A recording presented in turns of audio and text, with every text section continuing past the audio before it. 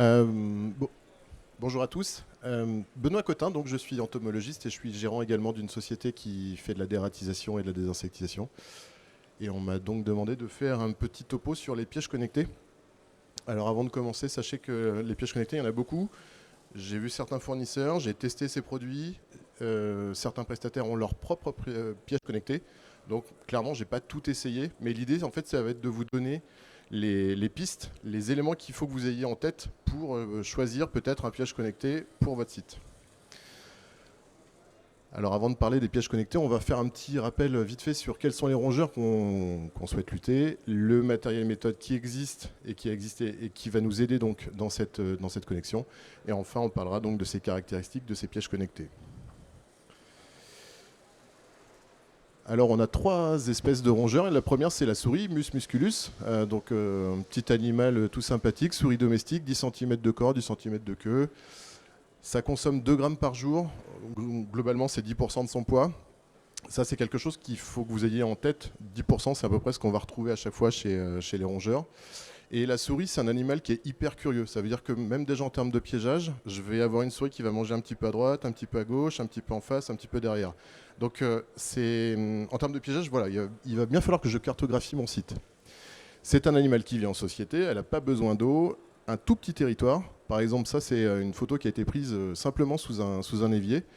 Les petites traces noires, c'est ce qu'on appelle des traces de c'est les traces de souris à force de passer. Donc on imagine assez bien l'emplacement des seaux qu'il y avait. Mais globalement, il faut imaginer que ça, c'était à peu près le territoire de la souris. Et ça n'allait pas au-delà. Et enfin, l'expression un trou de souris, oui, ça passe dans des trous de 7 mm. 7 mm, c'est à peu près gros comme le doigt. Donc c'est vraiment ridicule. Ça veut dire qu'en termes d'herméticité, de ce qu'on appelle du proofing en dératisation, c'est quelque chose qui est très important. Le deuxième rongeur, c'est ce qu'on appelle le Rattus norvegicus, qui est le rat marron, le rat brun, le surmulot, le rat d'égout, le rat gris. Tout ça, c'est la même espèce. C'est pour ça qu'il faut parler en latin. Au moins, on est sûr de bien parler de lui. Donc, c'est cet animal-là qui est sur un chemin de câble, qui était posé. Il fait 20 cm de corps plus 20 cm de queue. Il fait à peu près dans les 400 grammes quand il est en forme. Et donc, il consomme à peu près 40 grammes par jour. C'est un animal qui est terricole. Ça veut dire qu'il va creuser les terriers comme on voit en dessous, parce qu'il a été équipé de membres antérieurs, des pattes avant qui sont assez musclées, donc qui vont être capables d'aller creuser comme ça. C'est un animal qui vit en société, ça c'est hyper important, parce qu'après, alors c'est important pourquoi ? Parce que vous avez des castes dans la société, et plus vous êtes dominant, plus vous avez le droit à sortir la nuit, puisque vous êtes un animal nocturne, plus vous allez avoir le droit de choisir votre nourriture. Par contre, si vous êtes dominé, vous êtes jeune, vous êtes malade, vous n'aurez pas trop le choix en tant que rat sur la nourriture. Ça veut dire qu'en termes de dératisation, vous allez, quand, par exemple je vais mettre un produit, les premiers rats que vous allez impacter, toucher, ce sont ces rats-là, ces rats qui sont totalement dominés dans votre société. Donc il va falloir pousser le plus possible votre traitement de façon à éliminer les adultes, ceux qui dominent la société, puisque c'est eux qui se reproduisent. Donc ça c'est important, c'est une notion importante de cette vie en société dans la dératisation. La néophobie chez le rat, ça également c'est une chose qui est importante. Quand vous faites une dératisation, ça veut dire que le rat il a peur du nouveau. Et quand vous allez mettre cette nouvelle source de nourriture, il va attendre plusieurs jours avant d'aller sur cette source de nourriture. Donc on ne peut pas faire une dératisation en quelques heures, c'est pas possible. Nocturne, ça je vous l'ai dit, et ça passe dans des trous qui font à peu près 15 mm à l'état adulte. Le deuxième rat qu'on rencontre, et donc le troisième rongeur qu'on rencontre régulièrement, c'est Rattus ratus, qu'on appelle le rat noir, le rat des greniers, rat des navires. C'est un rat qui est un peu plus petit que le précédent, qui est beaucoup moins opportuniste, on va dire, qui est plus granivore, qui a ce côté arboricole. Il est devenu arboricole en fait tout simplement parce qu'il a été chassé du rat précédent. Le rat marron est beaucoup plus agressif, et donc le rat noir est monté, est devenu plus arboricole de façon à être plus tranquille. D'où le nom de rat des greniers. Et rat des navires, c'est parce qu'avant il était transporté par les navires, et c'est lui qui a donc transmis la peste. Voilà. Il vit en société, et donc il ne fait pas de terrier, il va faire des petits nids. Alors avant de commencer, de rentrer dans le vif du sujet avec la dératisation, c'est toujours quelque chose qui a existé parce que ces rongeurs, ils sont dits commensaux. Ça veut dire qu'ils sont proches de l'homme, ils vont profiter de son activité de façon à venir prendre des denrées. Donc on voit par exemple cette boutique qui était dans le dessin animé Ratatouille, entre autres, hein, c'était celle-ci, qui est rue des Halles à Paris. Et donc on a commencé avec l'utilisation de pièges par exemple, je vous en ai amené quelques-uns, vous voyez, on a commencé à faire de la dératisation avec ce type de produits, des petites guillotines, voilà, on a commencé comme ça. Et puis après il y a eu la Seconde Guerre mondiale, où l'essor du chimique a vraiment démarré, et on a commencé à basculer vraiment avec des méthodes chimiques. Et entre autres, on utilise toujours maintenant ce qu'on appelle des AVK. Les AVK, c'est les antivitamines K, qu'on appelle des anticoagulants. Il y a d'autres molécules qui existent aussi, mais les AVK, c'est vraiment quelque chose de très prépondérant en lutte chimique. Et enfin, quand on fait une dératisation, il y a ce qu'on appelle, donc, ce que je vous ai dit tout à l'heure, le proofing, l'herméticité des lieux. Ça, c'est vraiment quelque chose qui est important. C'est des méthodes dites prophylactiques et qui permettent d'éviter les intrusions de rongeurs. Alors, donc, dans les matériels et méthodes qui existent aujourd'hui, il y a deux grandes méthodes, si vous voulez. Il y a la méthode chimique et la méthode mécanique. La méthode chimique, c'est donc on va utiliser ce qu'on appelle un produit biocide, un produit qui tue. Et on va utiliser ces produits biocides, ces rodenticides, cette morora, dans ce qu'on appelle des postes. Alors les postes, c'est tout simplement c'est des petites boîtes noires comme ça, que je pense que vous avez tous vu. Ça, c'est un poste pour les souris, ça, c'est un poste pour les rats, donc c'est un peu plus gros. Et à l'intérieur de ces postes, on va donc mettre ce rodenticide. Ce rodenticide, donc c'est un anticoagulant, donc un AVK par exemple. Il y a d'autres molécules, cholécalciférol, alpha-chloralose, peu importe. Et vous avez également différents rodenticides sous différentes formes. Sous forme de pâte, comme ici, sous forme de bloc, comme ça et ça. Ça va vous permettre vous allez pouvoir traiter par exemple des lieux humides avec des blocs. Vous êtes en hiver, vous allez utiliser plus facilement des pâtes qui sont plus grasses, où les rongeurs vont récupérer de la graisse comme ça. Ensuite, il y a quelque chose qui est important. Depuis 2018, il y a eu, lors de la reconduction des AMM, des autorisations de mise sur le marché des rodenticides, il y a quelque chose qui est tombé qui s'appelle le NPB, le Non-Permanent Baiting, qu'on traduit donc par l'appâtage non permanent. C'est quoi l'appâtage non permanent? Ça veut dire que vous n'avez plus le droit d'utiliser des rodenticides, la morora, en méthode préventive. Avant, on mettait du rodenticide dans une boulangerie, c'était mangé, la souris était morte, on n'en parlait plus. Aujourd'hui, dans l'absolu, vous ne pouvez pas faire ça, on ne peut pas faire ça. Et ça, justement, ça a accéléré l'utilisation aussi des pièges connectés. Donc aujourd'hui, cette réglementation NPB, elle dit que c'est interdit en préventif, c'est ce que je vous disais. Normalement, vous avez 35 jours pour régler le sort de la population de rongeurs. Et si au bout de 35 jours, vous n'avez pas réussi, vous devrez changer de méthode. Et enfin, donc l'intérêt, c'est que ça évite les résistances. Alors sachez quand même que les anticoagulants de première génération, qui sont quand même des très vieux anticoagulants, oui, il y a un peu de résistance. La deuxième génération, il n'y en a pas. Hein. On n'en a jamais trouvé. Hein. Et enfin, par contre, c'est beaucoup plus éco-responsable. Effectivement, avant, quand on traitait avec des rodenticides des extérieurs, clairement, il y avait souvent des escargots, par exemple, qui mangeaient des rodenticides, qui sont des bioaccumulateurs. Et là, je pense que de nombreux hérissons ont été décimés par ça. Donc voilà, donc ça va quand même dans le bon sens. Donc là, on vient de voir la méthode chimique. Maintenant, passons rapidement sur la méthode mécanique. Donc la méthode mécanique, ce sont des tapettes. Hein, donc comme cette tapette en bois, par exemple, qui a été créée au début du XXe siècle. Où on est sur des choses qui sont beaucoup plus techniques, comme ce type de tapette. On utilise aussi des plaques glu, donc des feuilles de carton sur lesquelles il y a une colle. On utilise également des pistons percuteurs comme cet appareil. Donc simplement, il y a un leurre, le rongeur passe et il y a une espèce de marteau qui vient donc percuter l'animal. Ou comme un système de trappe, où l'animal vient sur cette trappe, ça se retourne et l'animal tombe noyé, enfin se noie dans un réceptacle dans lequel il y a un liquide de conservation. Donc voilà, donc maintenant on a à peu près, on sait qui est-ce qu'on lutte, on sait quelles sont nos méthodes actuelles, enfin anciennes, contemporaines et actuelles, et on va enfin pouvoir parler des pièges connectés. Alors quel est l'intérêt des pièges connectés?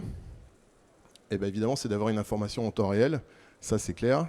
Ça permet également d'avoir des accès, de s'assurer d'accès difficiles. Je pense par exemple, si on devait traiter des IPN, etc., à chaque intervention, ça va augmenter les risques, ça va être compliqué pour la main-d'œuvre. Là, au moins, on peut placer des pièges connectés, par exemple, en hauteur, dans des gaines techniques ou des vides sanitaires, ça va diminuer les interventions dans ces lieux difficiles. Diminution du coût de la main-d'œuvre, on l'a dit. Et enfin, vous avez des postes, des pièges, qui sont transformables assez facilement connectés. Simplement, des fois, on rajoute un petit appareil et ma tapette devient connectée.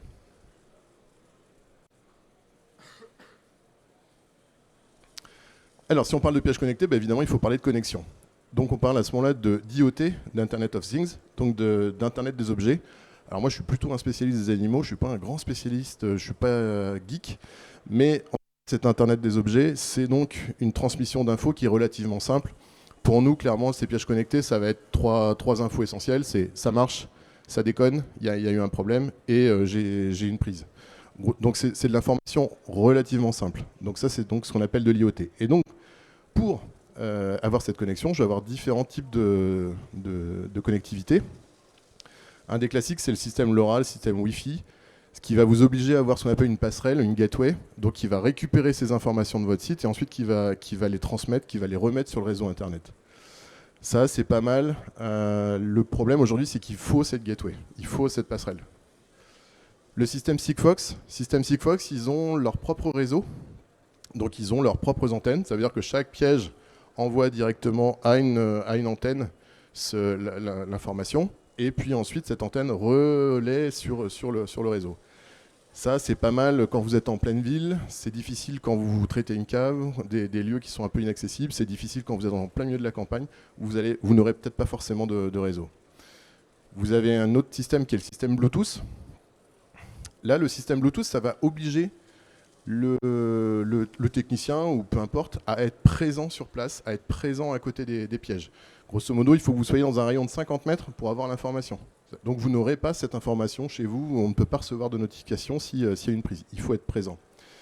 Moi, je considère que c'est pas trop mal quand même, parce que notre métier est en train d'évoluer et on n'est pas que des chercheurs de rats, on doit aussi avoir l'œil sur d'autres possibilités de nuisibles. Donc ça permet au moins de surveiller le site.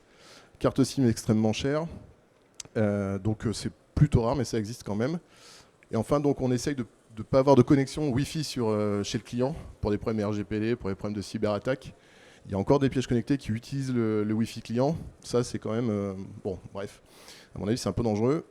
Sachez que sur certains sites sensibles, ça ne passera pas. Sites militaires, sites nucléaires, etc. Il y a de grosses difficultés pour des connexions. Et enfin, il y a certains dispositifs où vous serez limité en nombre de postes. Donc si vous avez un gros site, vous avez des dispositifs où vous ne pourrez pas mettre plus de 50 postes. Donc si c'est ça, n'utilisez pas ce système. Donc pour recevoir une fois que j'ai eu ma connexion, je vais avoir différentes plateformes, des portails.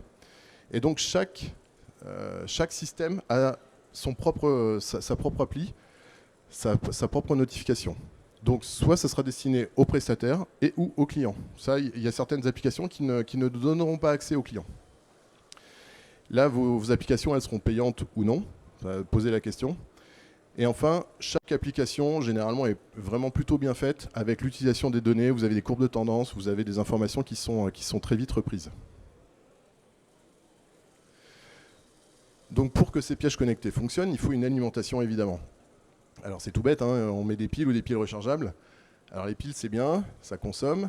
Les piles rechargeables, c'est pas mal aussi, sauf que le jour où vous avez 100 pièges connectés dans lesquels il y a 2 voire 4 piles et qu'à un moment donné, il va falloir les charger, voilà. Vous imaginez la logistique de chargeur à piles qu'il va vous falloir, ou alors il va falloir l'anticiper sérieusement. Batterie, c'est pas mal, sauf que ça alourdit le piège, mais bon, généralement c'est connecté, c'est intégré dans le piège. Par exemple, cette tapette, on ne le voit pas, mais la batterie est dessous. Le problème, en fait, c'est que ce soit des piles ou des batteries, généralement, c'est pas plus de 2 ans.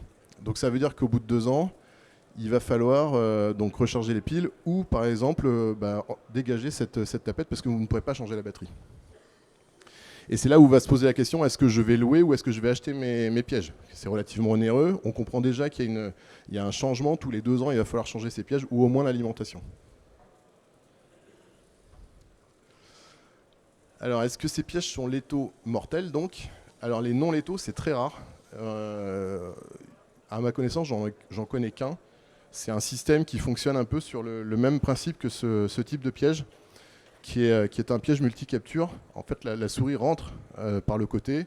Et si on met rien, si on met pas de tapette, si on met pas de plaque glu, on peut très bien capturer l'animal vivant. Ça, il n'y a aucun souci. Donc il y a ce type de piège. Et après, vous avez des pièges qui vont, des postes qui vont utiliser ce qu'on appelle des placebos. Donc du placebo, c'est simplement du rodenticide dans lequel il n'y a pas de toxique. Hein. Donc on peut utiliser ça. Donc là, évidemment, ça va nous permettre de savoir si oui ou non mon produit a été consommé. Mais on va le voir après. Donc la plupart du temps, ces pièges, ils sont létaux, ils sont mortels. Alors là, c'est le choix des possibles. Hein. La mort, vous la choisissez comme vous voulez. Électrocution, CO2 en aérosol, piston percuteur, mécanique par tapette, la plaque glu, la noyade, et évidemment, on peut mettre le toxique. Donc il y a tout un tas de pièges. Donc là encore, c'est à vous de voir ce qu'on souhaite. CO2 en aérosol, par exemple, ça va être... la problématique, c'est que dès que vous allez avoir quelque chose, il faudra que vous changiez cette cartouche d'aérosol.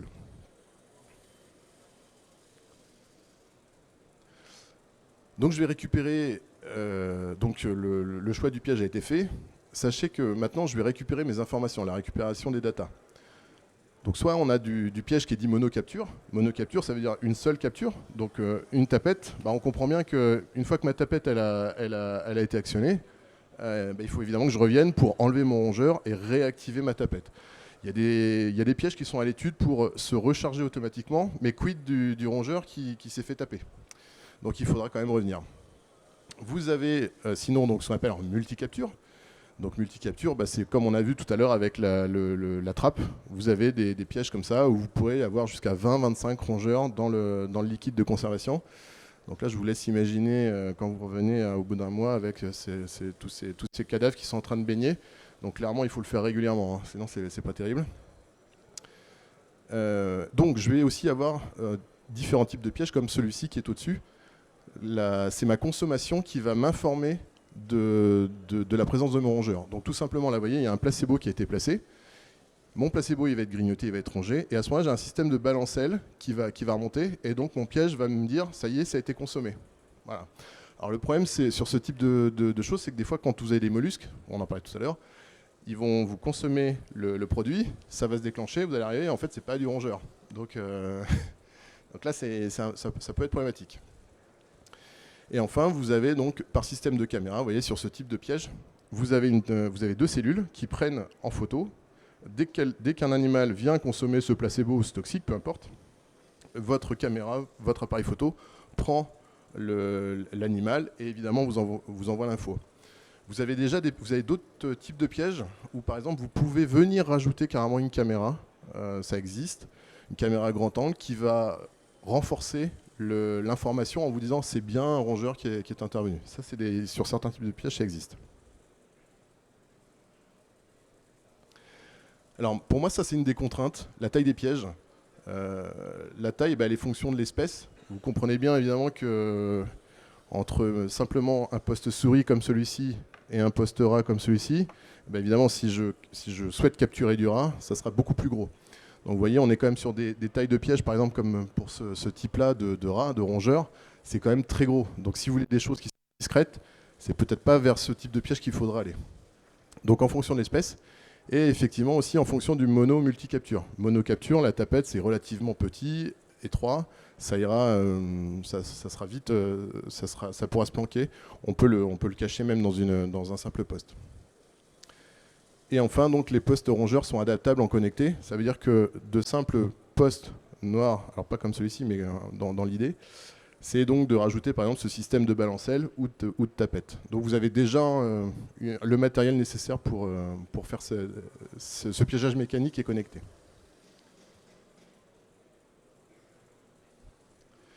Alors dans tous les cas, il va falloir attirer les rongeurs. Il faudra toujours des appâts.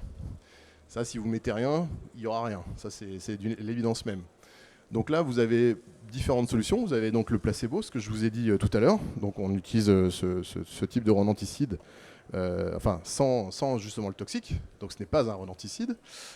L'idée, par contre, ça c'est quand même pas mal parce que ça veut dire que maintenant les fournisseurs font quand même des placebos avec la même matrice alimentaire que les toxiques, ce qui n'était pas forcément le cas avant. Donc là, aujourd'hui, ça veut dire que si votre placebo il est vraiment consommé par un rongeur, on le bascule directement en toxique.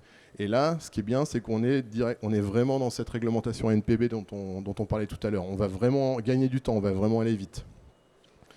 Vous pouvez utiliser des leurres. Des leurres, c'est, vous voyez, cette petite capsule rose qu'il y a sur la tapette.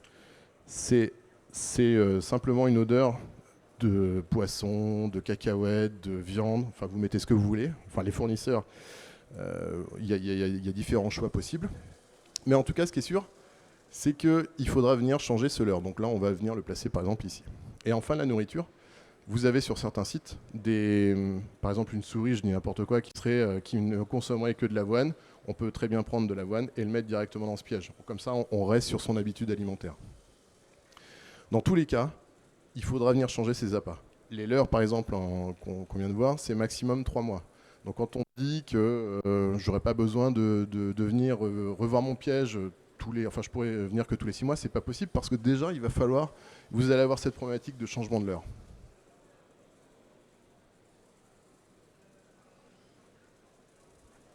Donc les utilisations et les contraintes.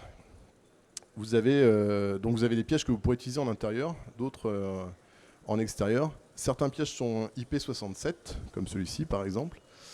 Donc ça, c'est un piège que vous pourrez très bien utiliser en extérieur. Par contre, il y a d'autres pièges que vous ne pourrez pas parce que à la première pluie, votre système il sera mort. Les pièces détachées, vous avez déjà des pièges connectés où s'il y a eu une casse sur une partie du piège, vous pourrez changer cette partie de pièce. D'autres, c'est pas possible. Le piège est cassé, tout doit être changé. Les faux positifs, alors ça, il y en a quand même de temps en temps. Justement, dès que le piège va bouger un petit peu, on peut avoir une fausse information. Ça, c'est des choses qui arrivent. La présence pour obtenir des infos, c'est par exemple pour le système Bluetooth. Donc ça, moi, je trouve que ça a intérêt. D'autres ne voient pas l'intérêt, mais vous avez certains pièges où vous devrez donc être présent sur le système Bluetooth. Vous avez même d'autres pièges où vous devez venir scanner un QR code pour avoir l'information. Donc vous êtes vraiment obligé d'être présent, d'être sur le site. Et donc voilà, c'est le scan des pièges pour obtenir les infos.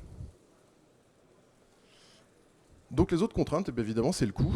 Ça reste quand même relativement onéreux, même si c'est efficace. Donc là, la question dont on se posait tout à l'heure, c'est la location ou l'achat. Donc vous avez des systèmes de mensualisation. Enfin bref, ça c'est, il y a pas mal de choses qui sont possibles. Les batteries, donc ça, on l'a vu. La fameuse passerelle, la fameuse gateway, ça c'est... On a eu par exemple un fournisseur qui proposait peut-être d'avoir une grosse gateway qui serait capable de gérer une ville entière. Bon, ça n'a pas été fait, mais la problématique des gateways, elle est là. L'abonnement, évidemment, des plateformes, ça c'est des coûts qu'il faut peut-être ajouter également à la location des appareils. Chaque système a sa propre plateforme. On est de plus en plus justement sur cette IoT, sur cet Internet des objets. Donc aujourd'hui, vous avez une application pour des pièges connectés, par exemple peut-être en extérieur. Vous allez peut-être avoir une appli pour d'autres types de pièges. Vous allez avoir une application pour des DUV. Ça, c'est des choses à mon avis qui arriveront. Donc à un moment donné, ce qui serait quand même bien, c'est d'universaliser l'application. Et à mon avis, enfin, c'est difficile en cas de forte infestation. Donc bon, on a en fin de présentation, donc on va faire un truc un peu détendu, mais en reprenant ce dessin de petit Luc, on comprend bien que là, il y a 7 rats, il y a une tapette, donc je n'aurai jamais ma population de rats juste avec des tapettes. Ça, c'est pas possible. Et en plus, vous vous souvenez tout à l'heure, en début de présentation, je vous ai dit, il y a les jeunes, il y a les dominants, il y a les dominés. Clairement, ça, là, quand vous allez attraper un rat sur une tapette, personne d'autre n'ira. Hein. Ça, c'est pas possible. Vous serez obligé de basculer sur du chimique. Ou alors sur des systèmes de trappe où il n'y aura pas vraiment de lien entre le piège et la mort du congénère. Donc enfin, l'avenir de ces pièges, je pense quand même clairement que c'est indispensable dans notre métier. C'est quel réseau choisir? Moi, je suis pas donc, comme je vous ai dit tout à l'heure, je suis pas un spécialiste des réseaux. Le système LoRa, le système Sigfox, bon, à voir. Donc l'intelligence artificielle, mais ça reste du vivant. Je pense aussi que ça va vraiment nous aider, par exemple, sur ce système de DIV connecté. On pourra imaginer que dans les mois ou les années à venir, l'IA va regarder quelles sont les espèces qui sont touchées, donner déjà les premières informations sur les mesures correctives et savoir qu'est-ce qu'il faudra faire et quoi déclencher. Enfin, il y a autre chose aussi, c'est le bien-être animal. Mine de rien, c'est quelque chose qui commence à devenir important dans notre métier. C'est une notion qui est réellement réfléchie. On utilise par exemple de moins en moins de plaques glu. Les plaques glu, clairement, ça tue l'animal plusieurs heures, voire plusieurs jours après, une fois que c'est collé. Ça va être de toute façon, à mon avis, dans les années à venir interdit. Mais de toute façon, aujourd'hui, c'est déjà une problématique pour nous. Clairement, on réfléchit vraiment à ça. Donc les caméras sur DV, je vous en ai parlé. Et sachez qu'aujourd'hui, la connexion, elle arrive sur pas mal de types de pièges. Aux États-Unis, il y a déjà des pièges connectés contre les termites, ça va arriver en France. Frelons asiatiques également, pièges connectés moustiques, et entre autres avec la problématique des moustiques tigres. Tout ça, c'est en train de. Merci. Je crois que c'est à Armosa. Et si vous avez des questions, après, on y répondra.